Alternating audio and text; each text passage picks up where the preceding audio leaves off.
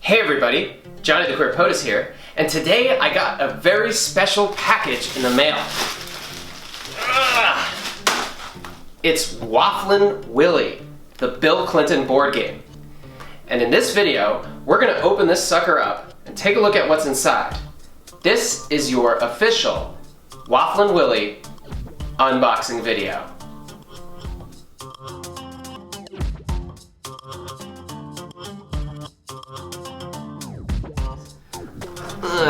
Alright, let's get that off here. So, Wafflin Willie is a board game that was made in 1993. That's the first year of the Bill Clinton presidency.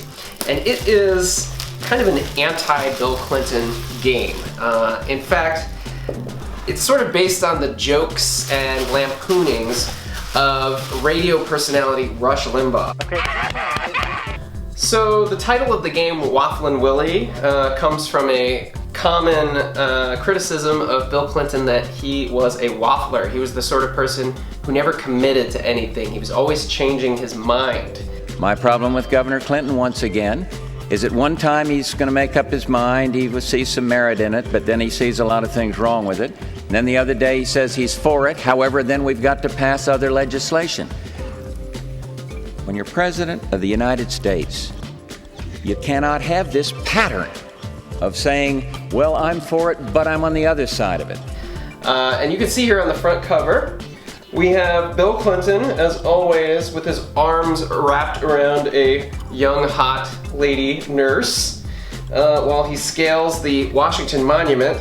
And all around him are angry people. You've got Abraham Lincoln here shooting a spitball at him. Socks the cat is up here on the top, meowing or whatever. The military is firing at him for some reason. I guess this ambulance is healthcare, and it's on fire because their healthcare plan was not going very well. And here, of course, are the proletariats, the angry people of the United States. And it says, Wafflin Willie, give up votes if you must. Go to Congress if you dare. Waffle every chance you get. All right, so let's take a look at what's inside the game. Okay, so we've got our waffle cards for when we want to waffle, as Bill Clinton so famously does. We have 5 million votes. I'm not exactly sure what that's a reference to. I'm sure there's some voter fraud or possibly the fact that Bill Clinton didn't get a majority of the popular vote when he ran for president in 1992. And it looks like we've got some other kinds of cards. I see Al Gore breaks a tie.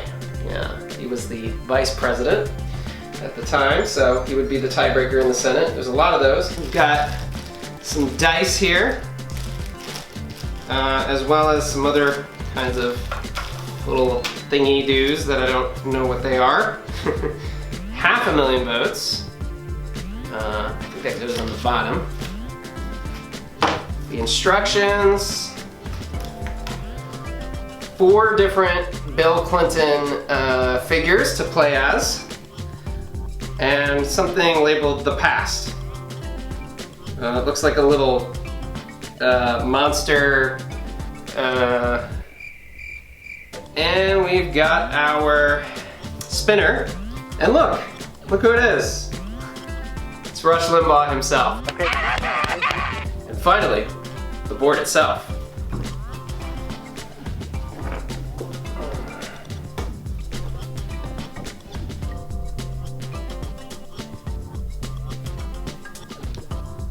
You get 4 Bill Clinton in running shorts player cards. And he's got different color ones for each player. So you knock these out, put them on these little dinky, cheap little plastic things.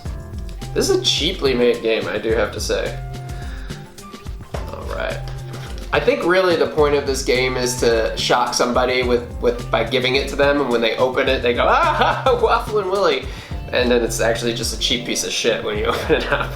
So let's take a few moments to understand exactly how the gameplay works. So the object of Wafflin Willie is to run through your presidency, hanging on to as many votes as you can while trying not to let the past catch up with you. Like the real thing, you begin in the middle and almost continuously move left. The Wafflin Willie who reaches the end with the most votes wins the game. So as you can see in this game, you start out in the center of the board and then you perpetually move left, which I suppose is what Rush Lin Biao was saying Bill Clinton was doing. Now, if you actually look at Bill Clinton's accomplishments during his administration, he mostly passed bipartisan things, including a lot of things that Republicans had pushed forth. We know big government does not have all the answers. We know there's not a program for every problem. We know and we have worked to give the American people a smaller, less bureaucratic government in Washington. The era of big government is over. Nonetheless, in 1993, people were expecting Clinton would be constantly moving to the left, much as they expect Joe Biden will be doing the same. However, most of us who are actually on the left expect Joe Biden to cling to the center, and that's precisely what Bill Clinton did throughout his presidency. So basically in the game, you roll the dice and you move your Bill Clinton players left, and every 3 turns, the past has an opportunity to get a turn. And if the past catches up with Bill Clinton along the way, you are impeached and you lose the game. Now, as you go along the board, you land on different spaces, and each space has a different reference to some political thing that happened during Bill Clinton's presidency. And when you land on those spaces, you have 3 options. You can either deal with it straightforwardly. This rarely happens during normal play, just like in the real world. It requires you to do exactly as the issue describes. For instance, if the space you land on says you lose 2 million votes, you say, well, doggone it, okay, and pay up. You can also waffle, and this is by far the easiest and sleaziest way to get around the issue. If you have a waffle card and don't want to pay up, simply turn in the card and proudly whisper, I'm waffling. The card gets put back in the deck, and you don't have to give up any votes for that issue. And of course, your last option is to go to Congress, which is what the spinner is. And you spin that wheel and you either get some votes or you don't, but you put it in the hands of Congress and you see what they can do. So, Hillary decides. There are a few issues that even Wafflin Willie can't stomach. When this happens, you will see Hillary decides near the vote value for that space. Anytime you land on that space indicating Hillary decides, relax. You don't have to make a decision. Instead, you can leave it to your feminist First Lady wife, Hillary, who's the real president. Okay, we all know that joke. And the winner is the one who makes it to the end of the board game, obviously. Now, I'd like to also point out that there are special rules for liberal players. And this is an alternative way of playing the game. Before you start the regular play, divide all of the waffle cards equally among each players. And remember, the waffle cards are basically your get-out-of-jail-free cards. This will allow you to waffle on every issue because liberals are always changing their minds and waffling. Should you run out of waffle cards at any time, just ask your neighbor to share because, as we know, liberals love to share. They don't want to work for anything. They just want to get everything for free. So that is how you play the game as a liberal.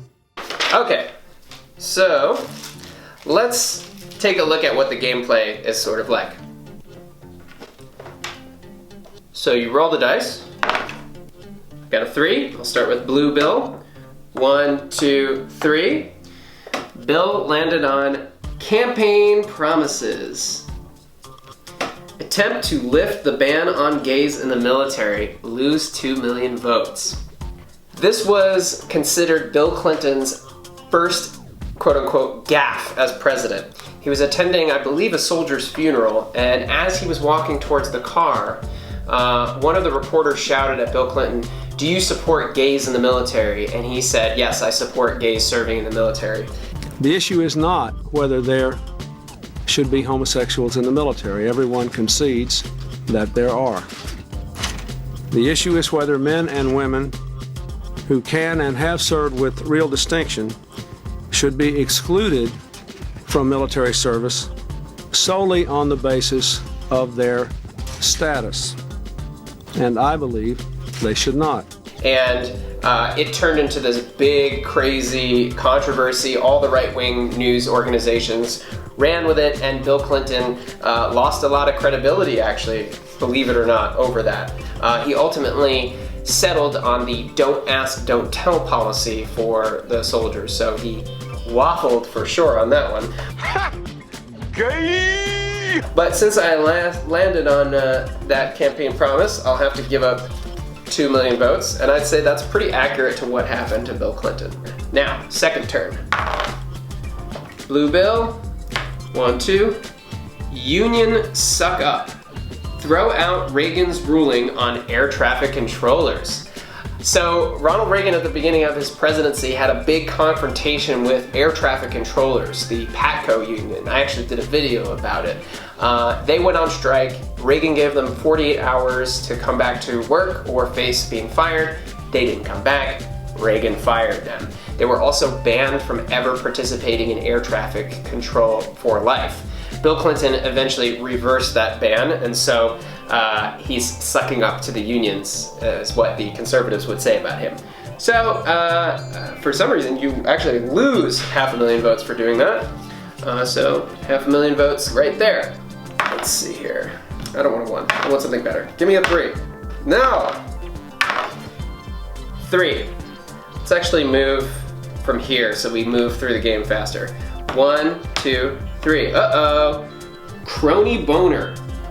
Nominate Kimball Wood Attorney General, lose 1 million votes. So when Bill Clinton started his presidency, he pledged to nominate a female Attorney General. And this turned out to be very problematic for him because the first person he picked, Zoe Baird, was woefully underqualified and also had some controversy about hiring illegal immigrants to do her housework. President Clinton suffered his first political defeat. Mr. Clinton says he accepted with sadness Zoe Baird's request to withdraw her nomination as Attorney General. Baird's resignation came in response to growing criticism because she had knowingly hired illegal aliens and failed to pay proper taxes for them. She stepped aside after 2 grueling days of questioning by the Senate Judiciary Committee, but her fate seems sealed by a nationwide grassroots movement of angry citizens making calls to their senators and congressmen. With calls to Capitol Hill running, in some cases, 400-1 against Baird, President Clinton had little choice but to accept her withdrawal. And then the second woman, named Kimball Wood, was also not confirmed for reasons I don't know off the top of my head. The woman who was ultimately settled upon was Janet Reno. Hi, I'm Janet Reno. Let's assume I did a third turn because I'd like to see what the past is up to. Alright, so you roll for the past. I got a 1. Well, that's good. And when you roll for the past, what happens?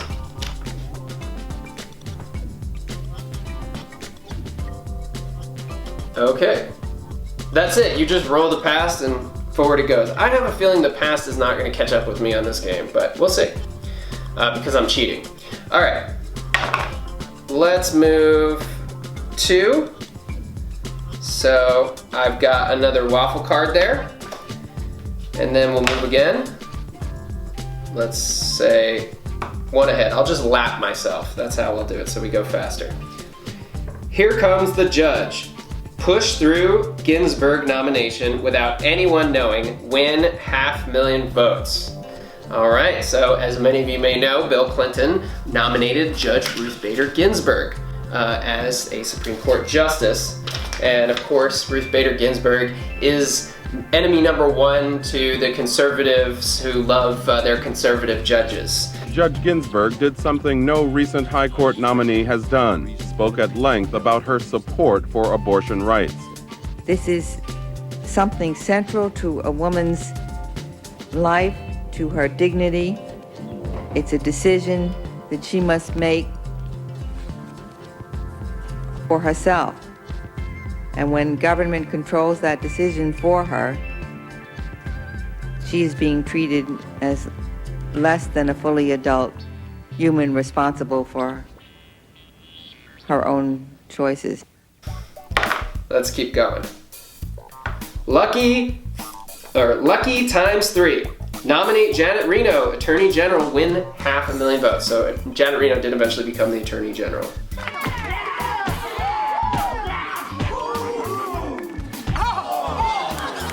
All right, let's keep going. 2. I'm gonna just jump ahead. Promises. Still no kosher kitchen in the White House. Okay. Lose 500,000 votes, but I'm gonna waffle. I'm waffling, because I'm a waffling man. I'm president. Okay, sometimes a president's gotta waffle. That's how you lead. So I'm gonna waffle on this one. So I'm gonna do the Bill Clinton and waffle, and that means I don't have to pay. Alright, so as you can see, this game is kind of hard to play by yourself. So why don't we just take a few minutes and look at some of my favorite spaces here on the board. And we're gonna start out with She Did It. Blame Waco on Janet Reno, lose 2 million votes. So the famous raid at Waco, the Branch Davidians, who were a cult that was in Waco, Texas, and the federal law enforcement showed up and basically burnt down the compound and killed almost everybody who was in the cult.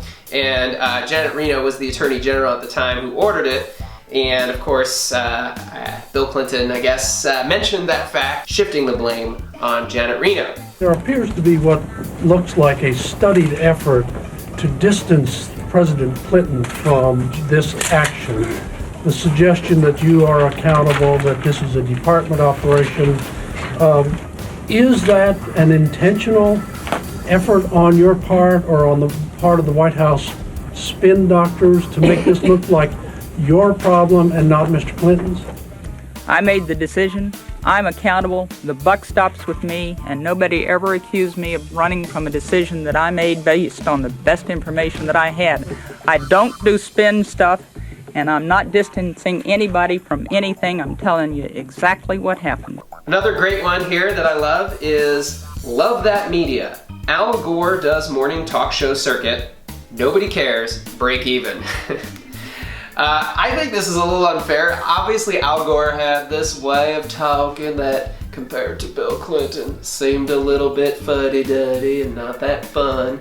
But Al Gore was actually a really clutch member of the Clinton administration, because when they would put him out to debate people, he would talk in his very deliberate tone. And people get annoyed and they'd start to get flustered. So he was actually really good at the debates.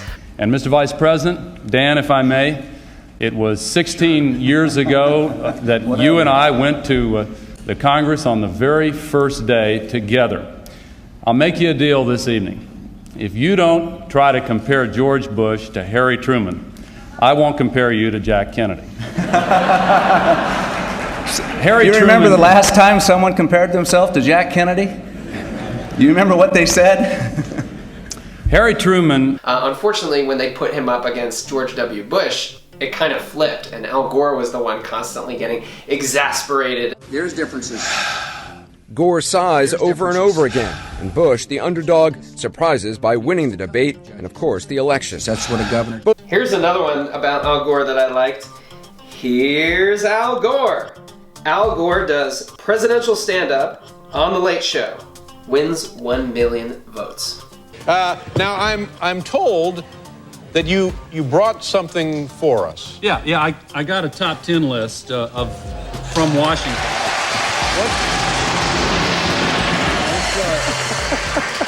From the home office in Sioux What's the City. category there? The top 10 good things about being vice president. Oh, man, you got it. Number 9, you know that game Tetherball? Yeah. I got to play tetherball with the inventor of tetherball. Wow. So, in the end, if you get through the board game and make it to the last space, you're the winner, you don't get impeached, you get to stay president.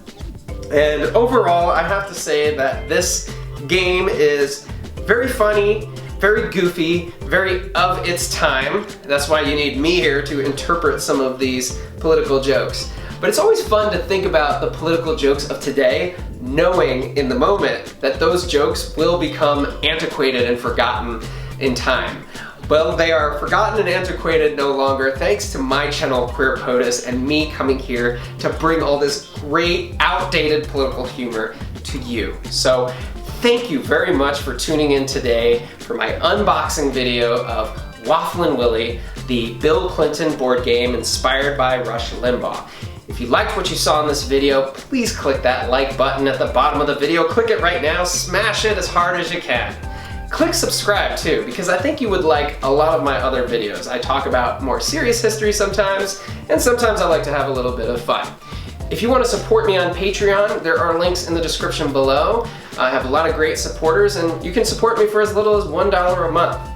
And of course, I am still in the middle of my 1,000 sub Q&A, so if you have any questions about presidents or history that you'd like to ask me, submit them to Curious Cat, and I will answer them here on the channel in video format. Lastly, don't forget to check out POTUS Chats, my channel with my friend Connor, where we just chat about all sorts of politics and news and presidents and history. It's a great channel, subscribe to that one as well. Well, on behalf of Queer POTUS, thanks for tuning in today, and I wish you well on behalf of Wafflin Willie. Thanks everybody.